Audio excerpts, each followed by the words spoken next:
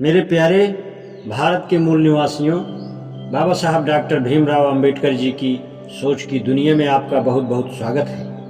वर्ण 3 हैं या 4, सभी हिंदू तथा पश्चिमी विद्वान 4 वर्ण मानते हैं। यह सिद्ध हो गया है कि शूद्र क्षत्रिय हैं। यदि यह बात सही है तो केवल 3 वर्ण रह जाते हैं। अतएव एक नया प्रश्न पैदा हो गया कि वर्ण 4 हैं अथवा 3।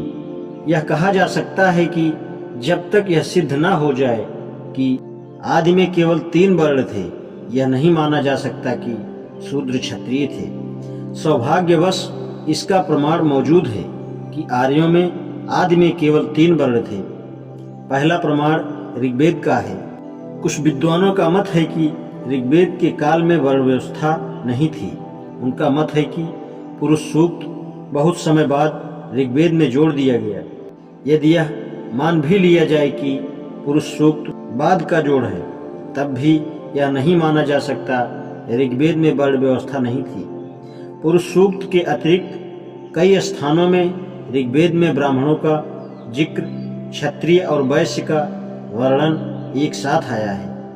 ब्राह्मणों का जिक्र एक वर्ण के लिहाज से 15 बार और क्षत्रियों का 9 बार आया है, परंतु शूद्र का नाम इस अर्थ में कहीं नहीं आया कि वह एक वर्ण का नाम है।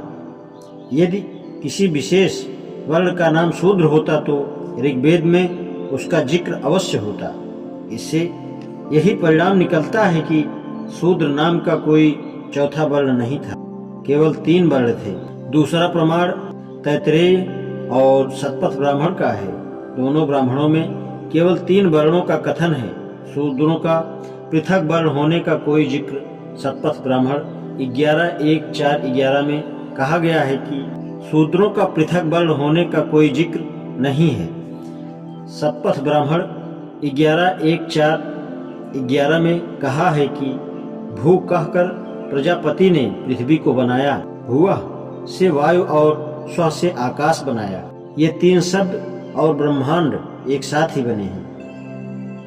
तीनों के साथ अग्नि को बनाया, भुवः उच्चारण करके ब्राह्मण को बनाया, भुवः कहकर क्षत्रिय को बनाया और स्व से वैश्य को बनाया। सबके साथ अग्नि को बनाया। भुवः कहकर प्रजापति ने अपने को बनाया, भुवः से प्राणियों को और स्व से पशुओं को बनाया। दुनिया प्रजापति, प्राणी और पशुओं की है और अग्नि तीनों की है। तैत्तिरीय ब्राह्मण 3:12-9-2 में लिखा है कि सारी सृष्टि ब्रह्मा से पैदा हुई। लोग कहते हैं कि ऋग से वैश्य बने, यजुर्वेद से क्षत्रिय पैदा हुए और सामवेद से ब्राह्मण पैदा हुए। ऐसा प्राचीन समय में कहा गया है। ऋग्वेद और दोनों ब्राह्मणों से पढ़कर क्या प्रमाण हो सकता है? दोनों में केवल 3 वर्ण का वर्णन है। शूद्र का पृथक वर्ण होना अथवा चतुर्थ वर्ण होने का कोई कथन नहीं है।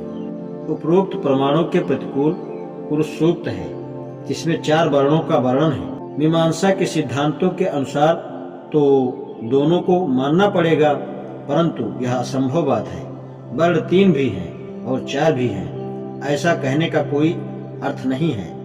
अतएव ऐतिहासिकों के मत को ही मानना पड़ेगा कि कौन पहले बना। क्या पुरुष सूक्त असली ऋग्वेद के बाद बना? इसके लिए सूक्त तथा बाकी ऋग्वेद की भाषा का मिलान करना पड़ेगा। सभी विद्वानों का मत है कि सूक्त बाद का बना हुआ है। लोक ब्रुक का कथन है, यह मंत्र अर्थात पुरुष सूक्त छंद तथा शैली में ऋग्वेद से सर्वथा भिन्न है। यह अधिक अर्वाचीन प्रतीत होता है। यह उस समय बना होगा जबकि संस्कृत भाषा और व्याकरण सुधर गए। इसकी भाषा से यही पता चलता है कि अधिकांश में घरेलू भाषा में लिखे हैं और वेद का वर्तमान स्वरूप उस समय का है जब छंद का प्रयोग होने लगा। सुरीली भाषा जिसमें पुराण और काव्य लिखे जाने लगे। प्रोफेसर मैक्स मूलर का कथन है कि इसमें कोई संदेह नहीं कि 10वें मंडल का 90वां मंत्र भाषा तथा स्वरूप में अर्वाचीन है। इसमें यज्ञ की रीतियों का वर्णन है, वैज्ञानिक शब्द है और ऋतुओं का वर्णन क्रमवार है। यथा वसंत, ग्रीष्म, शरद यही एक मंत्र है जिसमें 4 वर्ण कहे गए हैं। इसकी भाषा भी यही बताती है कि यह बाद का बना हुआ है।